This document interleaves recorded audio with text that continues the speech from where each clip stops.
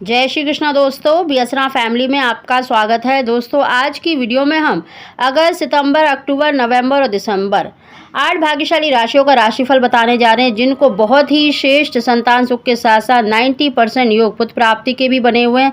साथ ही अगर आप इन महीनों में कंसीव करना चाहते हैं या आप गर्भवती हैं, इन महीनों में डिलीवरी होने वाली है, तब भी आपको बहुत अधिक चांसेस हैं कि आपको पुत्र की प्राप्ति हो सकती है। दोस्तों कंसीव करने के बाद दूसरे या तीसरे महीने में, या फिर आप गर्भवती हैं और आपका दूसरा और तीसरा महीना चल रहा है, अगर आप कुछ वस्तुओं का सेवन करते हैं तो निश्चित ही आपको मनवांछित संतान की प्राप्ति होती है। साथ ही दोस्तों हम कुछ उपाय भी आपको बताने वाले हैं, कुछ ऐसी बातें हम आपके साथ शेयर करने वाले हैं जिसे अगर आप कंसीव करने से पहले ही फॉलो करते हैं तो निश्चित ही आपको मनवांछित संतान की यानी पुत्र की प्राप्ति अवश्य ही होगी।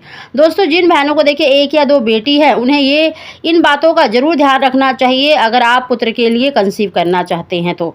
साथ ही दोस्तों उसकी जानकारी देने से पहले अगर अभी तक आपने मेरा चैनल सब्सक्राइब नहीं कर रखा तो सब्सक्राइब जरूर कर लें, बगल में बेल आइकन को भी दबा दें, जिससे मेरी आने वाली सभी लेटेस्ट वीडियो का नोटिफिकेशन सबसे पहले आप तक पहुंच सके। दोस्तों अगस्त से लेकर दिसंबर तक इन 8 भाग्यशाली राशियों के लिए बहुत ही श्रेष्ठ संतान सुख के साथ साथ पुत्र प्राप्ति के योग बने। दोस्तों इन महीनों में अगर आपकी राशि आ रही है तो निश्चित ही आपको मनवांछित संतान की प्राप्ति होगी अगर आप कुछ बातों का ध्यान रखते हैं। दोस्तों अगर आप कंसीव करना चाहते हैं और अगर आप कंसीव करने से 1 महीने पहले ही हेल्दी डाइट शुरू कर देते हैं, जैसे अपनी डाइट में गाय का दूध डेली लें, हरी सब्जियों का प्रयोग करें और फल में केला, सेब, अनार इस तरह के फलों का सेवन अवश्य करें, क्योंकि इनमें कुछ ऐसे तत्व पाए जाते हैं जिससे कि पुत्र की प्राप्ति हो सकती है। दूसरा दोस्तों, जब भी आप कंसीव करने के लिए चांस ले रहे हैं तो जो वाइफ है उसको हमेशा अपने हस्बैंड के लेफ्ट साइड सोना चाहिए और इस पोजीशन में कम से कम 10 से 15 मिनट सोने के बाद ही आपको कंसीव करना चाहिए, क्योंकि जब 10-15 मिनट के बाद आप कंसीव करते हैं इस पोजीशन में तो स्त्री का चंद्र स्वर चलता है और हस्बैंड का सूर्य स्वर चलता है। इस स्वर में, इस पोजीशन में अगर आप कंसीव करते हैं तो बहुत अधिक चांसेस होते हैं कि आपको पुत्र की प्राप्ति हो सकती है।